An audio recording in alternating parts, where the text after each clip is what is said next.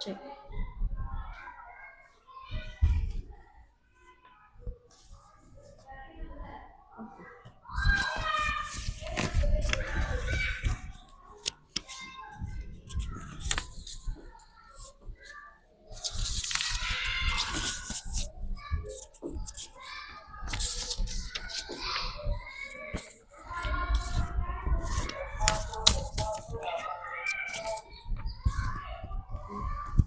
Sebelumnya, Assalamualaikum warahmatullahi wabarakatuh. Waalaikumsalam warahmatullahi wabarakatuh. Saya meminta izin untuk mewawancarai Bu Rahmah selaku guru penjas sebagai pemenuhan tugas mata kuliah kajian kurikulum penjas, nggih. Iya, gimana? Dengan Bu Rahmah, nama lengkapnya siapa ya? Nur Rahma. Eh, Tempat sekolah mengajar ada di. Saat ini mengajar di SDN Pojok Sari. Baik. Untuk pendidikan dan pengembangan profesional, apa latar belakang pendidikan Bu Rahmah?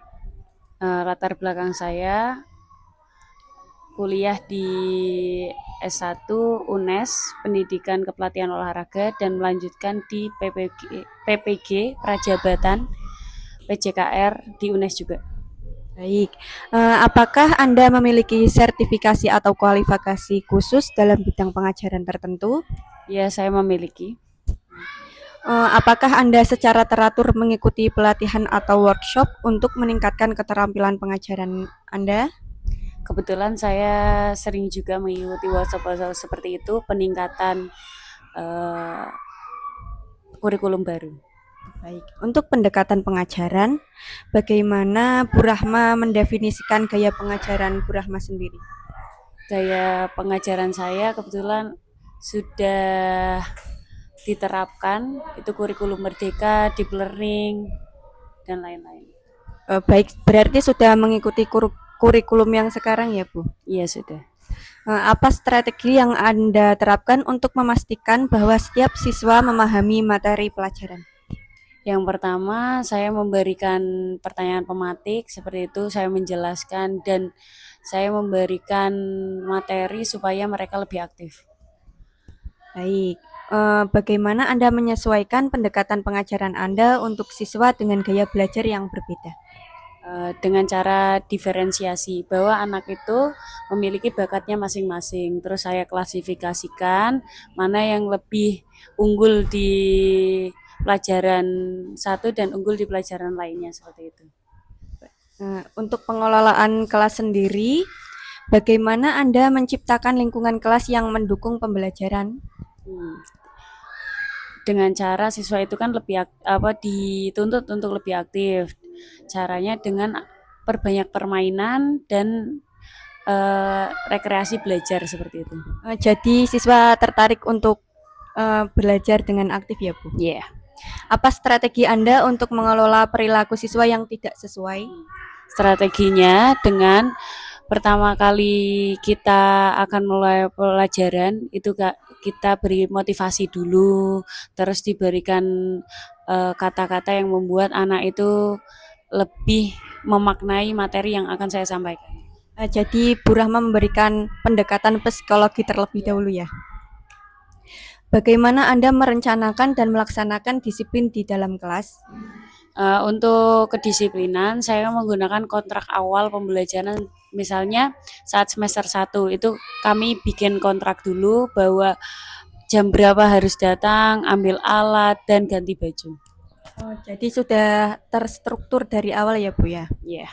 Yeah. Untuk kolaborasi dan komunikasi, bagaimana Anda berkolaborasi dengan rekan guru dan staf sekolah? Kalau berkolaborasi itu dengan cara saya berkomunikasi dengan guru dan staf itu tentang siswa di dalam kelas seperti apa, karena siswa itu terkadang berbeda antara di kelas dan praktek. Nah, itu dikolaborasikan sifatnya, perilakunya, dan pengetahuannya di bidang di kelas maksudnya. Ya, jadi kita harus memahami perilaku siswa dengan bekerja sama dengan guru lain ya. Yeah. Apa pendekatan Anda dalam berkomunikasi dengan orang tua siswa? Pendekatannya mungkin perkenalan seperti itu. Kalau ada orang tua mengambil rapot, saya ajak bicara, saya ajak diskusi dengan orang tua, bagaimana perilaku anaknya di sekolah seperti itu. Baik. Lalu bagaimana Anda menangani konflik atau tantangan komunikasi dengan orang tua atau rekan kerja? Jika terjadi konflik, itu saya berkomunikasinya langsung, diselesaikan masalahnya dengan cara musyawarah seperti itu. Akan supaya saya tahu eh, jalan keluarnya seperti itu. Baik. Untuk penilaian dan pemantauan kemajuan siswa, bagaimana Bu Rahma menilai kemajuan siswa dalam kelas Bu Rahma? Saya melakukan penilaiannya dengan formatif dan sumatif. Jadi prakteknya saya nilai, terus juga sumatifnya saya nilai, terus sikap juga saya nilai. Baik, jadi tidak hanya nilai di lapangan saja ya. Apa tindakan Anda jika siswa mengalami kesulitan belajar? Jika anak itu mengalami kesulitan belajar, pertama saya memberikan motivasi, terus saya memberikan pendekatan secara face to face dengan anak tersebut, apa masalahnya, apa keluhannya, nanti saya berikan solusi buat anak tersebut dan memberikan misalnya tugas seperti itu. Kalau misalnya dia prakteknya susah. Oh, baik. Jadi ada cara lain bila anak kesulitan belajar di lapangan ya, Bu?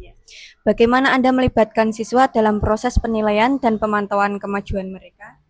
Untuk melibatkannya, pastinya setiap praktek itu ada yang namanya misalnya penilaian bulu tangkis, itu ada wasit, ada juri garis belakang seperti itu, dan saya libatkan anak-anak tersebut untuk menghitung skor, untuk melihat apakah keluar atau tidak. Juga saya menunjuk anak-anak supaya lihat bahwa temannya sudah benar apa belum melakukannya. Jadi semua siswa dapat berkolaborasi bersama ya. Untuk keterlibatan komunitas, apakah Anda terlibat dalam kegiatan ekstrakurikuler atau kegiatan di luar jam sekolah? Iya, saya terlibat ekstrakurikuler, ada renang, bela diri juga. Ya. Lalu bagaimana Anda berkontribusi pada komunitas dalam organisasi profesi dan masyarakat? Kalau keikutsertaannya saya lebih ke anggota saja. Jadi ke anggota saja. Untuk inovasi dalam pengajaran, bagaimana Anda mengintegrasikan teknologi dalam pengajaran Anda? Oke, untuk inovasi teknologi, sekarang sudah ada yang namanya teknologi YouTube, TikTok, terus juga sekarang ada Smart TV. Itu saya menggunakan alat-alat tersebut untuk menunjang pembelajaran olahraga juga. Baik, apakah Anda memiliki ide atau pembelajaran berbasis proyek inovatif yang telah Anda terapkan dalam kelas? Saya memiliki ide itu. Setiap fase itu saya pasti memberikan satu proyek. Misalnya proyek senam seperti itu. Untuk kelas atas saya pakai proyek kesehatan seperti penanganan cedera, penanganan luka seperti itu. Untuk yang bawah ada kesehatan, ada senam seperti itu. Untuk pemahaman tentang kurikulum merdeka, apa pemahaman Anda tentang konsep kurikulum merdeka? Konsep kurikulum merdeka itu bahwa pembelajaran itu berpusat pada anak. Jadi anak itu lebih aktif, tidak seperti kurikulum dulu-dulu yang lebih fokus ke gurunya, sistem komando. Jadi kita hanya sebagai fasilitator saja. Jadi semua anak bisa lebih aktif dalam pengajarannya. Untuk itu, bagaimana Anda menjelaskan karakteristik utama dari kurikulum merdeka kepada siswa? Menjelaskannya dengan cara saya memberikan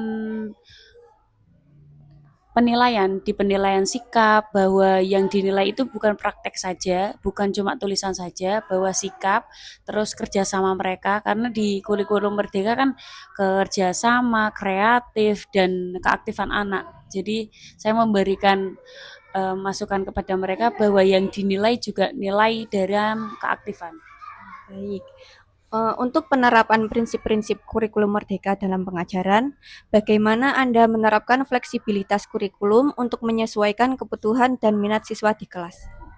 Jadi saya memberikan bahwa setiap anak itu memiliki hal yang berbeda, maksudnya diferensiasi. Itu kan ada di konsep kurikulum merdeka bahwa anak itu bisa mendapatkan nilai sesuai dengan kemampuan dia. Jadi misalnya sifatnya dia misalnya di sumatifnya kurang, di ujiannya kurang, dia bisa di prakteknya, dan prakteknya memiliki berbeda-beda juga levelnya. Jadi tidak semua siswa harus bisa praktek gitu saja ya Bu. Bagaimana Anda memfasilitasi pembelajaran yang berpusat pada peserta didik?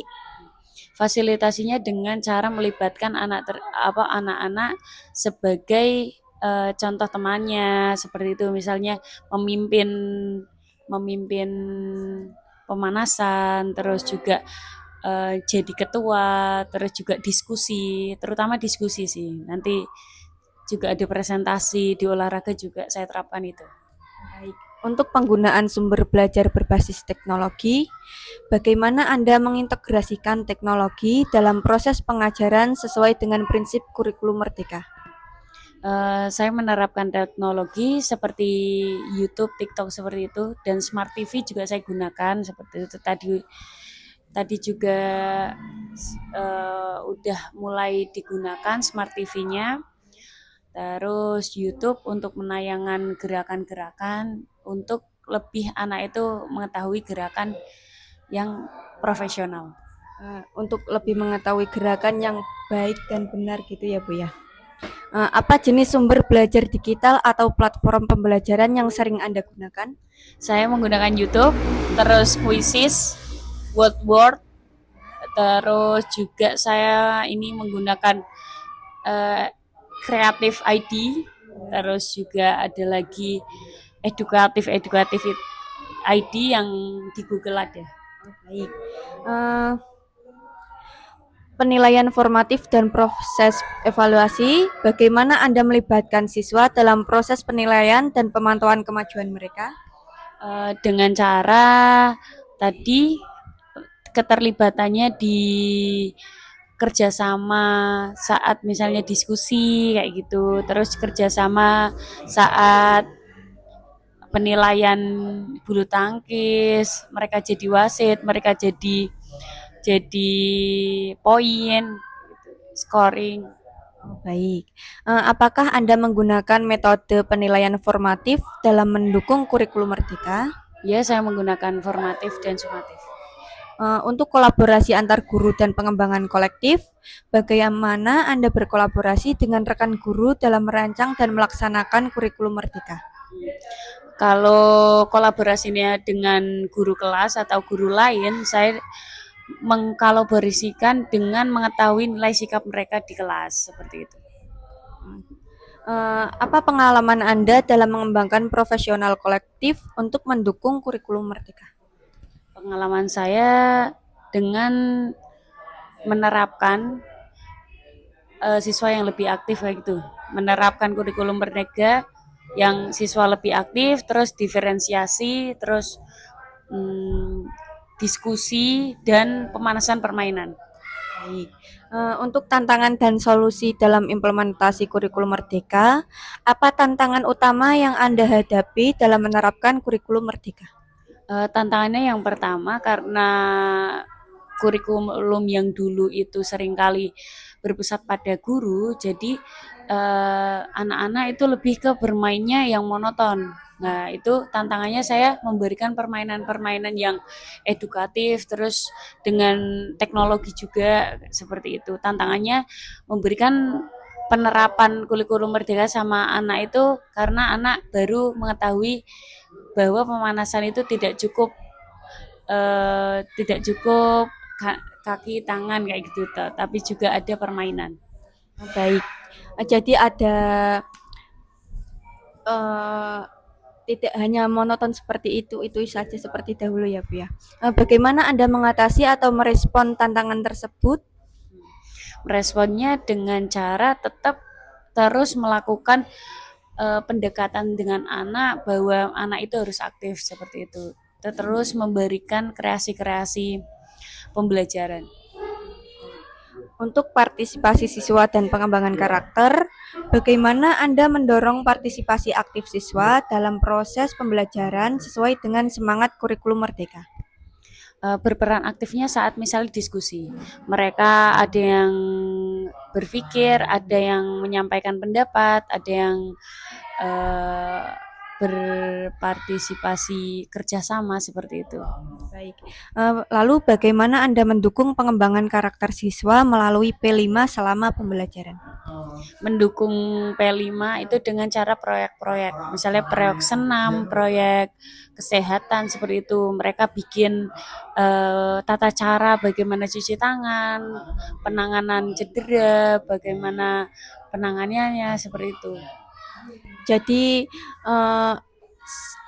ada gotong royong, ada mandiri gitu ya Bu ya. Untuk keterlibatan orang tua dalam kurikulum Merdeka, bagaimana Anda melibatkan orang tua dalam mendukung implementasi kurikulum Merdeka? Dengan cara selalu berkomunikasi dengan orang tua bahwa anak itu perkembangan di sekolah seperti ini, terus memberikan tugas-tugas proyek dan memberikan instruksi bahwa orang tua juga harus mendukung jika ada tugas-tugas yang diberikan guru. Jadi orang tua harus ikut terlibat dalam pengajaran anak juga ya Bu ya. Apakah Anda memiliki strategi khusus untuk berkomunikasi dengan orang tua tentang perkembangan anak? Strateginya dengan cara pendekatan komunikasi seperti itu. Terus juga melibatkan orang tua seperti adanya workshop tentang parenting seperti itu. Pada saat sebelum perapotan itu di sekolah kami memberikan workshop parenting. Baik, sudah wawancara saya. Terima kasih banyak Bu Rahma sudah berkenan diwawancarai oleh saya. Ya, terima kasih juga Kak. Cukup sekian G. Wassalamualaikum warahmatullahi wabarakatuh. Waalaikumsalam warahmatullahi wabarakatuh.